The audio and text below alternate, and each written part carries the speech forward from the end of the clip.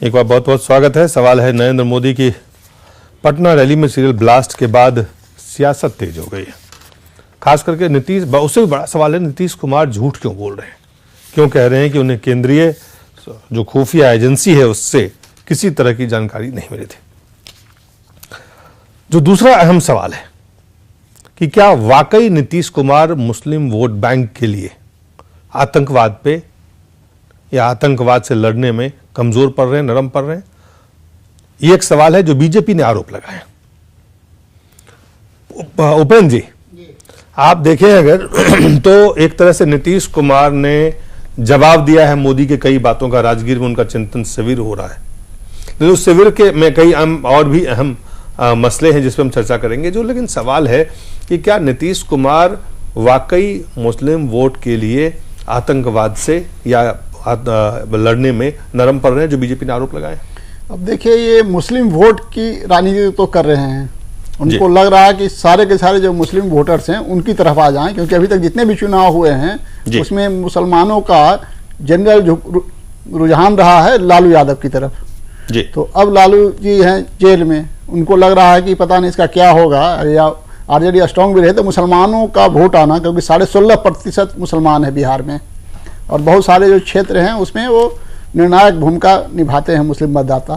तो वो उनकी पूरी कोशिश है, और ऐसा कोई मैसेज इसके कारण वो सॉफ्ट है क्या? हाँ, इसके कारण या ये बीजेपी से जो उनका अपना रिश्ता जिस तरह का था उसके कारण वो नेग्लिजेंस था?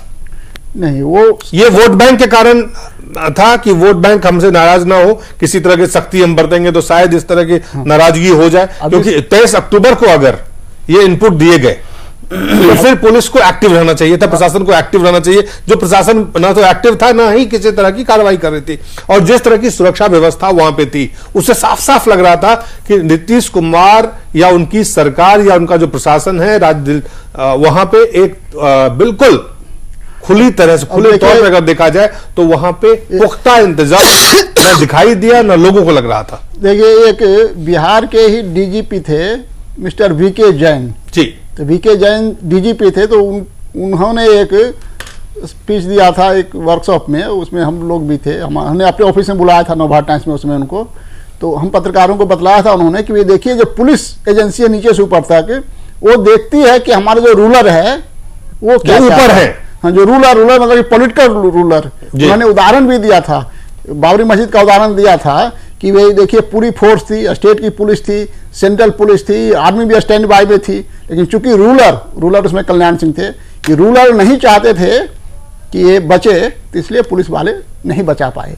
तो ये जो रूलर क्या चाहता है क्या नहीं चाहता ये है, संकेत तो थे, लेकिन इस संकेत के पीछे मकसद क्या था? हाँ, क्या मुस्लिम वोट बैंक पॉलिटिक्स थी नीतीश कुमार की? हाँ, या बीजेपी से जो उनका रिश्ता था वो है? दो अलग अलग पहलू हैं। ये जो बीजेपी से रिश्ता है, इससे ज्यादा हमें लगता है कि बीजेपी से चूंकि रिश्ता खराब है इसलिए वो छोड़ दो, वो नहीं होगा, वो नेगेटिव बात है। हमें लग रहा है कि ये पॉजिटिव साइड है कि चूंकि वो मुसलमानों को नाराज नहीं करना चाहते, और पुलिस फोर्स को भी पूरी तरह से पता है कि नीतीश कुमार नहीं चाहते कि हम कोई कार्रवाई करें जिससे मुसलमानों में रिजेंटमेंट हो। अब यह है कि मुख्यमंत्री या गृह मंत्री तो सब काम करता नहीं है, उसके नीचे एक बड़ा पुलिस नेटवर्क होता है, पुलिस फोर्स होता है। अब कुछ हो रहा है तो पुलिस छापा मारे, किसी जो संदिग्ध आतंकवादी है उसके घर में घुसे, उसको रात को दरवाजा खटखटाए, लेकिन उसको लगेगा कि भाई हमारे जो रूलर है, जो अल्टीमेट पॉलिटिकल रूलर है, वो हमारी ये गतिविधि नापसंद होगी, क्योंकि हो सकता है 10 जगह दरवाजा खटखटाए पुलिस, कुल मिलाकर के 8 जगह जो निर्दोष आदमी हो। कुल मिला के नीतीश कुमार का जो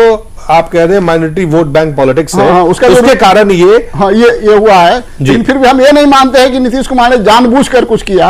जानबूझकर अगर आपने सही जो जिसे कहते हैं कड़ाई से किसी चीज से निपटने की, इसमें मैं समझता हूं जो एक बड़ी चीज हम लोग मिस कर रहे हैं।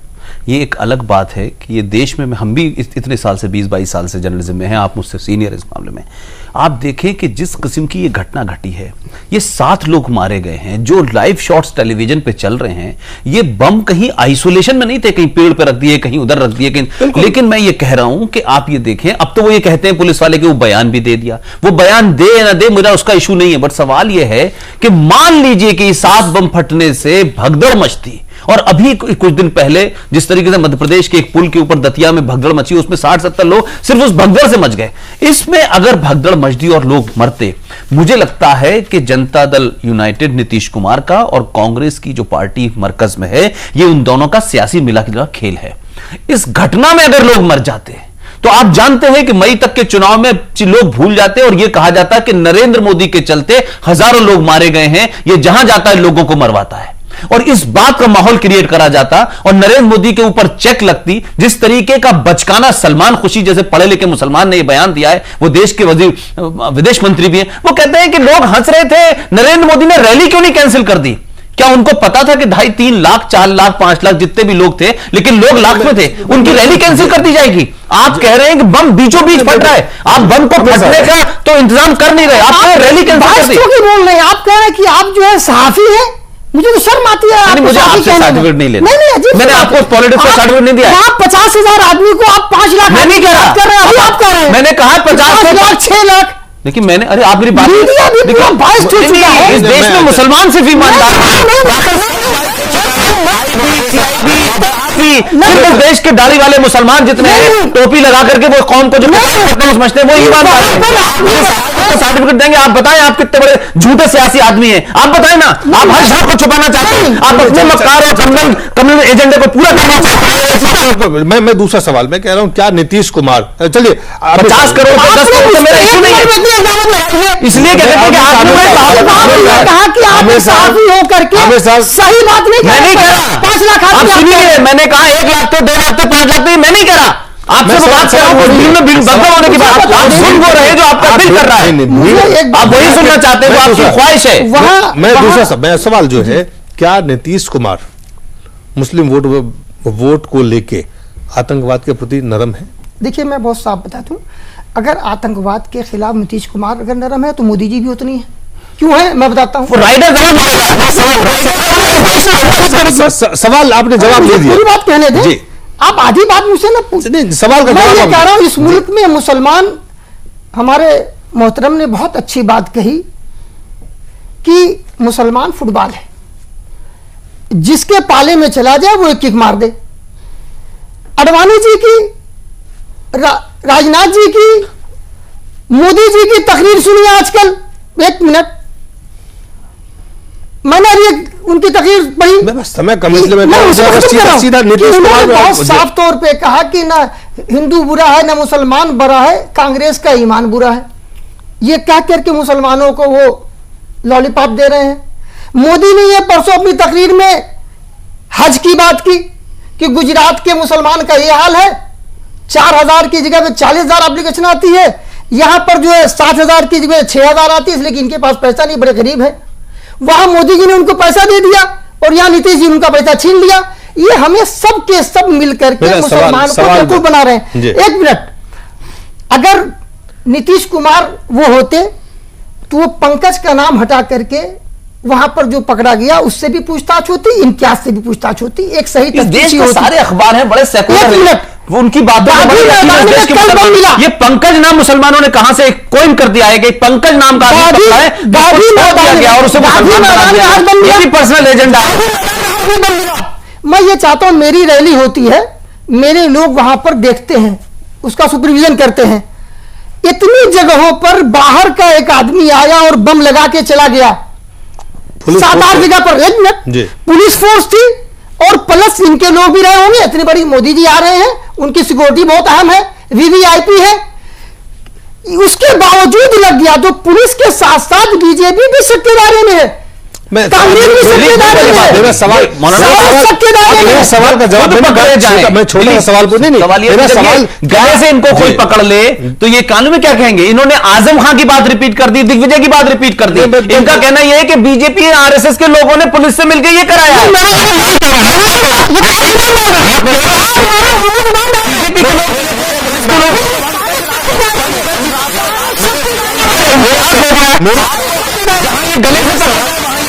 सवाल आपसे पूछा कि क्या नीतीश कुमार नरम है आतंकवाद पे? नहीं, बिल्कुल नहीं है। अगर नरम होते तो घरों में जाकर उठाएगा तो उनको घरों में जाके नहीं उठाएगा। मैं तो उनको खत लिखने वाला हूँ।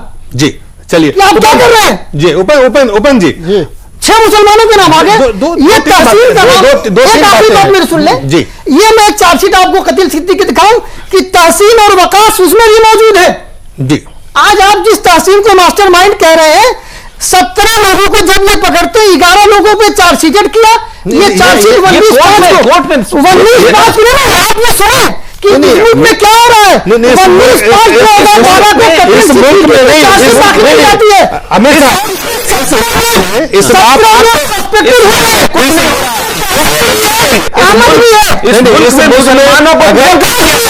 इस मुल्क में अमित शाह के खिलाफ भी कार्रवाई हो रही है, इस मुल्क में SIT भी बन रही है, इस मुल्क में मंत्री जेल जा रहे हैं, लेकिन मुसलमानों को जेल भेजने के नाम पे अपील किया जा रहा है। तफ्तीश की बात कर रहे हैं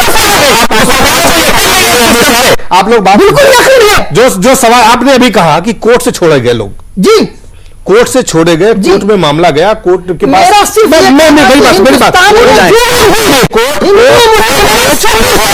जो 15 साल नक्सल के नाम पर, मुख्तलिफ चीजों के नाम पर 15 साल तक जेलों में रखे जाते हैं। उपेंद्र जी ने बहुत अच्छी बात की। नक्सल का नाम लेके नक्सल के बारे में आपने कभी बात नहीं उठाई। मक्का से आगे नहीं बढ़ पा रहे आप, मक्का मस्जिद से आगे नहीं बढ़ पा रहे आप अपने सूडो सेक्युलरिज्म को साबित करने के लिए आप कभी माओइस्ट का नाम लेते हैं, लेकिन एजेंडा आपका होता है मुसलमान, कश्मीर में मुसलमान, कश्मीर में मुसलमान लैंड की बात होगी, आतंकवादी नहीं होंगे वो। आप अपनी बात कहिए। चलिए आपकी बात हम कश्मीर के मुसलमान मुसलमान बूडो लैंड वाले लोगों को मारेंगे, वो भी मारा जाएगा। राष्ट्रवादी होंगे जो आतंकवादी है आतंकवादी है उसके सर में गोली मारनी चाहिए, चौराहे में गोली मारिए, फांसी लगाइए। हाउस में मारी गई थी, फिर समस्या मैंने ये नहीं कहा वो आतंकवादी नहीं थे, बटला इस देश में आमिर साहब आप क्या चाहते हैं?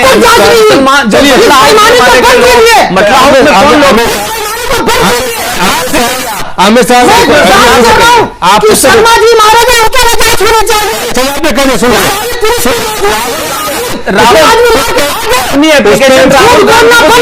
राहुल गांधी को दीजिए, मुलायम को दीजिए, सेकुलरों को दीजिए, आप बीजेपी को क्यों दे रहे हैं? वो तो फासिस्ट पार्टी है, मत दीजिए, बीजेपी फासिस्ट पार्टी है। इस मुल्क में है, पॉलिटिकल उसमें है, आमिर तो हम उनसे भी बात करेंगे। आमिर साहब मेरे पास समय कम है, मेरे पास मुसलमान अर्पण जी यहाँ कह रहे हैं बाहर सवाल है। आमिर साहब आपकी भीड़ 2 में तब्दील हो जाएगी जिस दिन आप लोगों से निवेदन है। आमिर साहब पता है बहुत आराम से क्या आमिर साहब अपना पैसा खर्च करके बहुत बेहतर आपने कह दी अपनी बात। ये मोदी जी की आपने अपनी बात कह दी, आपने अपनी बात लूटा हुआ पैसा लगाया जा रहा है। कम्युनलिज्म के ऊपर भी यकीन नहीं, सेकुलरिज्म के ऊपर यकीन नहीं, यही दुनिया के सबसे बड़े सेकुलर साबित करिए दुनिया में। आप चाहे सीरिया चले जाए, वहां आईएस काम कर रही है, पाकिस्तान में आईएस काम कर रही है, इजिप्ट में आईएस काम कर रही है। आपके जहन में आप basic by temperament anti secular है। ओपन जी हाँ जी, आप देखें कि कह रहे हैं कि नहीं, आप देखिए जो कार्रवाई होना चाहिए था वो कार्रवाई कर रहे हैं नीतीश कुमार उनके साथ, और उनकी पुलिस कार्रवाई कर रही है। इनको नहीं लगता है जो आरोप लगे हैं, और इस पूरे चीज में अगर आप इसको एक विश्लेषक के तौर से देखें, जो ब्लास्ट हुए और ब्लास्ट से पहले जो लापरवाही थी और ब्लास्ट के बाद जो कार्रवाई है, इस कार्रवाई से हम कहीं पहुंचते हैं या फिर वही जो कई और ब्लास्ट जैसे पीछे हुए हैं, एक और ब्लास्ट हो गए, एक और सीरियल ब्लास्ट हो गए, हम आगे बढ़ गए, कुछ राजनीतिक भाषण दे दिया, कुछ राजनीतिक पहल कर दी, और चुनाव में लोगों को, मतदाताओं को रिझाने के लिए वो पर्याप्त है।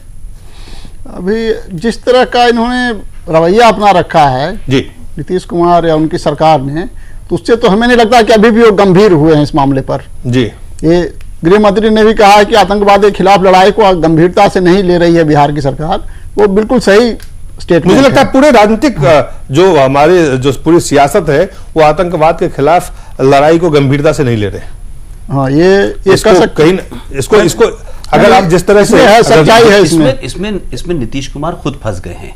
पहले उन्होंने कहा कि 2 दिन का वक्त दीजिए, जांच चल रही है। जांच बीजेपी और आरएसएस नहीं कर रही है, चाहे वो आईबी हो चाहे एनआईए हो, केंद्र सरकार के अंडर में हो। इत्तेफाक से इस मुल्क में दुनिया की सबसे सेकुलर सरकार मरकज के अंदर है, उसकी एजेंसियों ने कहा है। ये कोई बयान इम्तियाज कब आया, इम्तियाज ने क्या कहा 27 तारीख को, लेकिन अब वो आतंकवाद की जब बात आती है, उसमें मुसलमानों के पढ़ने की बात आती है, तो उसे हशप करने की कोशिश कौन कर रहा है? मैं ये कह रहा हूं, सरकार पुलिस कर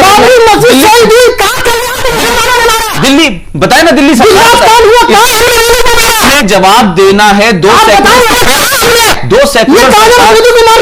सेकुलर सरकार मस्जिद गिर गई, हमने कहां कल्याण जी कुमार, आपकी मस्जिद नहीं थी, बाबर की थी वो पहली। आप उस पर अपना किला न छोड़े, आपकी मस्जिद नहीं थी। मस्जिद देश में बहुत है और आप अपना नगर है, वो प्राइवेट लिमिटेड नहीं है। और इस मेरा कहना यह है, सिर्फ इतना कह रहा हूं, नीतीश कुमार की और केंद्र सरकार की प्रॉब्लम यह है कि केंद्र सरकार और मैंने कहा जेडीयू की मिलीभगत है। ऐसा नहीं हो सकता कि 7 धमाके हो, उनको अलर्ट ना गया हो, लेकिन इसके पीछे मंशा रही होगी कि इस तरीके से चलने दो। बाद में फिर उन्होंने बड़े अकड़ के कहा, जिस तरीके की प्रेस कॉन्फ्रेंस आधे घंटे तक लाइव की उन्होंने कि 48 घंटे में। अब जब रिजल्ट आ गया है तो मैं कह रहा हूं चिंतन शिविर में इस पे चिंता क्यों नहीं की? आज चिंतन शिविर में जो चिंता हुई नीतीश के, उपेंद्र जी, आज उन्होंने मोदी पे हमला बोला। उन्होंने मोदी पे हमला बोलते हुए साफ कहा है कि मोदी झूठ बोल रहे हैं। चलिए, मोदी झूठ बोल रहे हैं, सच बोल रहे हैं, लेकिन नीतीश के ऊपर आज शिवानंद तिवारी ने जोरदार हमले किए। अब ये जो नीतीश कुमार का मैं भाषण सुन रहा था जी, वो फालतू की बातें कर रहे थे। वो एक आ रहा था कि उन्होंने चंद्रगुप्त को कैसे कह दिया कि गुप्त वंश के हैं, जबकि हम बिहार का एक 7वीं क्लास का लड़का भी जानता है कि 3 चंद्रगुप्त हुआ है मगध का सम्राट। एक चंद्रगुप्त मौर्य, चंद्रगुप्त प्रथम, चंद्रगुप्त द्वितीय। चंद्रगुप्त प्रथम और चंद्रगुप्त द्वितीय है जो गुप्त वंश का, सभी जानते हैं। इस पर नरेंद्र मोदी की जानकारी पर सवाल खड़ा कर रहे हैं। दूसरा बोल रहे हैं कि नरेंद्र मोदी ने कैसे बोल दिया कि गंगा के मैदान के लोगों से डरकर भाग खड़ा हुआ, तो सतलज ही क्रॉस नहीं कर गया था। लेकिन इनको नहीं पता कि गंगा के मैदान के लोगों का कब्जा सतलज के नदी तक था, मगध का साम्राज्य था। ये वहां के जो राज्य है उसको गंगार्धी लिखा है, ये जो आपका इंडिका में मेगास्थनीज ने लिखा, उसका नाम गंगार्धी है, गंगा हृदय ये नाम है उसका, उस देश का, मगध का जी। तो उन्होंने सिर्फ एक स्लिप ऑफ टंग हुआ है कि विक्रमशिला को उन्होंने तक्षशिला कह दिया। बाकी नरेंद्र मोदी के भाषण में कहीं कोई तथ्यात्मक गलती नहीं है। न तो चंद्रगुप्त मौर्य को लेकर है, चंद्रगुप्त मौर्य को उन्होंने मौर्य वंश का कहा, चंद्रगुप्त प्रथम, चंद्रगुप्त द्वितीय को उन्होंने गुप्त वंश का कहा। हो सकता है प्रथम और द्वितीय का नाम लिया होगा, लेकिन वो चंद्रगुप्त विक्रमादित्य है उसके बारे में बोल रहे थे। फिर उन्होंने ये जो गंगा के मैदान के डर से भाग खड़ा हुआ, तो ये भी सही कहा। अब ये गंगा के मैदान वालों का कब्जा सतलज नदी के दूसरे छोर पर था और उधर पश्चिम छोर पर सिकंदर आया था। और कुल मिलाकर के जो वो तक्षशिला को उन्होंने विक्रमशिला को तक्षशिला कह दिया, वो एक तथ्यात्मक गलती थी। लेकिन भाषण में 1 घंटे के भाषण में स्लिप ऑफ टंग हो सकता है। वही तक्षशिला को विक्रमशिला, विक्रमशिला को तक्षशिला, ये कहा जा सकता है। आज शिवानंद तिवारी मोदी की नीतीश कुमार के सामने तारीफ कर रहे थे। आज नरेंद्र कुमार सिंह और शिवानंद तिवारी नीतीश की आलोचना कर रहे थे, कह रहे थे आपका दिल बहुत छोटा है, आप संकुचित मत रहिए। अब ये शिवानंद तिवारी हैं जी, अब वो उनकी चाहे जो राजनीति है, लेकिन हमें लगता है कि बिहार की जो ग्राउंड रियलिटी है जी, उसको अच्छी तरह समझते हैं। वो जा रहे हैं कि बिहार की राजनीति किधर जा रही है। जैसे मैं एक उदाहरण बतलाता हूँ कि जब 27% ओबीसी को 4.5% काट करके अलग किया गया था, मतलब उसको हिंदू और नॉन हिंदू में डिवाइड कर दिया गया था कि 22.5% हिंदू और 4.5% नॉन हिंदू। तो जनता दल के नेताओं में सबसे पहले शिवानंद तिवारी ने कहा था कि ये क्या कर रही है केंद्र सरकार, इससे तो सीधे बीजेपी सत्ता में आ जाएगी। क्या वो चाहती है कि बीजेपी सत्ता में आ जाए? उसमें न तो नीतीश कुमार की हिम्मत हुई थी इसका विरोध करने का, न शरद यादव को की हिम्मत हुई थी, न लालू यादव को हिम्मत हुई थी, न मुलायम सिंह यादव को हिम्मत हुई थी। ये तिवारी जी हैं जो कि ओबीसी में नहीं आते हैं, उन्होंने कहा था कि तो बहुत गलत निर्णय है, इसे तो सीधे आप बीजेपी को सत्ता में ला रहे हैं। तो उनको जान रहे हैं ग्राउंड लेवल पर तो क्या पॉलिटिक्स हो रही है, और उनको समझ में आ रहा है कि जो बिहार की पॉलिटिक्स है वो बीजेपी के हाथ में धीरे धीरे जा रही है। क्योंकि जनता दल की हालत है जो नीतीश भी की खराब, जनता दल की हालत खराब। लालू यादव के पक्ष में सहानुभूति तो अभी उभरी है गिरफ्तारी के बाद, अभी है उनके पक्ष में, लेकिन उनको कितना संगठनात्मक रूप से उसका लाभ उठा पाते हैं ये अभी भी थोड़ा संशय बना हुआ है। तो तिवारी जी को समझ में आ रही है बात कि मामला है जो बीजेपी की ओर सरक रहा है। तो वो जाहिर है, वो तो कभी लालू यादव की पार्टी में रहे हैं, नीतीश की पार्टी में रहे हैं, और थोड़ा हमें लग रहा है कि कुछ लेकिन नरेंद्र सिंह ने भी नीतीश पे आज हमला बोला है। तो वो इनके हमले का अपना पर्सनल कारण भी होता है, कुछ कहीं और कुछ इरिटेशन हो, कहीं कुछ और इरिटेशन हो, क्योंकि ये लोग तो समाजवादी। शिवानंद तिवारी, सबसे खास बात, शिवानंद तिवारी ने मोदी की वहां तारीफ की है। मोदी की तारीफ की है, वो बीजेपी की से अपने अच्छे रिलेशन बनाना चाह रहे हैं। तो कुछ दिन पहले बोल रहे थे कि जनता दल को कांग्रेस के साथ गठबंधन की घोषणा करनी चाहिए, लेकिन ऐसा किया नहीं नीतीश कुमार ने। और इनको लग रहा है कि अगर ऐसा नहीं करेंगे नीतीश कुमार और आरजेडी के साथ हो गया तो फिर नीतीश कुमार वहां पर पूरा का मामला हो जाएगा आरजेडी वर्सेस बीजेपी, उसमें जनता दल कहीं रहेगा ही नहीं। तो वो ग्राउंड पॉलिटिक्स को समझ रहे हैं। तो हो सकता है कि अब और वो है जो अभी है कि 22 नवंबर का जो फैसला आएगा वो नीतीश और शिवानंद तिवारी दोनों उसमें शामिल हैं। तो उनको एक तो डर लग रहा है कि भाई ऐसा ना हो कि कहीं हम भी फॉर्डर स्कैम में फंस जाएं, क्योंकि 65 लाख रुपया उनके लेने की बात भी एसपी सिन्हा ने अपने कबूलनामे में की है, और 1 करोड़ रुपया नीतीश कुमार को। तो ये कोई डर है, तो उस डर के प्रति भी कुल मिलाकर के ये शिवानंद तिवारी की अपनी सियासी आगे का जो मतलब अपना भविष्य को ठीक करने की कोशिश में लगे हुए हैं कि आगे कहीं कोई दिक्कत ना हो जाए।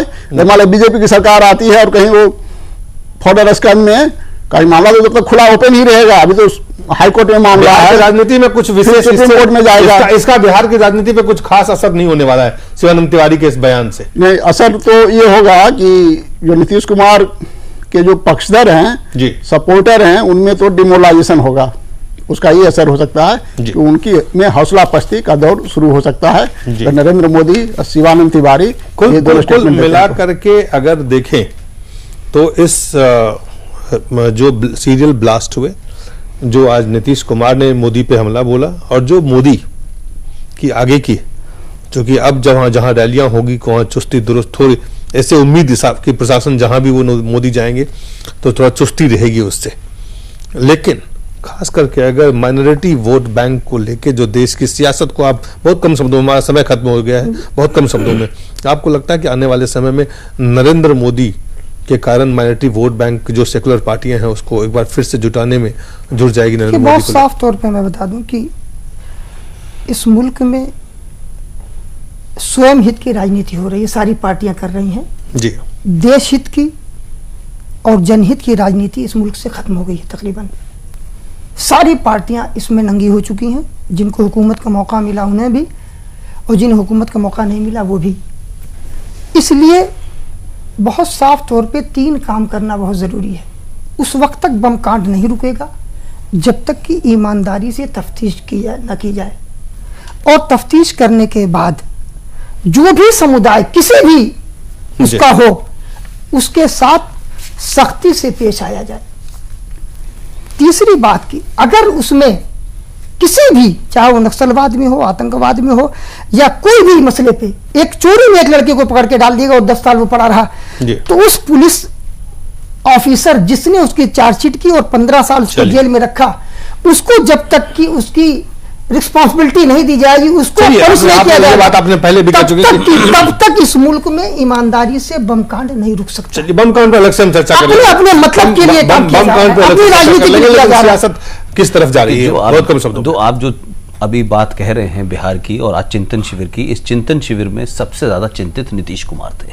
जो बात वो हंस हंस के मोदी के बारे में कह रहे थे कि उनको पसीना क्यों आया, पसीना क्यों पहुंचा, पानी क्यों पी रहे थे वो बार बार, ये तमाम सारी बातें इस बात को लग रही थी कि जिस वक्त वो उनकी ये प्रेस कॉन्फ्रेंस चल रही थी उसी वक्त बिहार का डीजीपी ये बयान दे रहा था कि इसमें कौन कौन लोग हैं, किन किन को हमने पकड़ा है, क्या क्या उन्होंने कन्फेस किया है। नीतीश कुमार के पास यह भी खबर थी कि 2 दिन पहले जो उन्होंने दावा किया, उन्हीं की पुलिस ने उस दावे को खोखला साबित कर दिया। उस सब के ऊपर पानी यह फिर गया कि जिस वक्त शिवानंद तिवारी ने नरेंद्र मोदी की एब्सेंस में वहां नरेंद्र मोदी को जिंदा कर दिया, तो आप देखते शरद यादव और नीतीश कुमार एक दूसरे को हक्के बक्के की तरफ देख रहे थे। लिहाजा उनकी राजनीति डे बाय डे एक्सपोज हो रही है, चाहे वो मुसलमानों का मामला हो, वोट बैंक का मामला हो, मोदी के विरोध का मामला हो, लाइन ऑर्डर का मामला हो, गुड गवर्नेंस का मामला हो, एक्सपोज हो गए।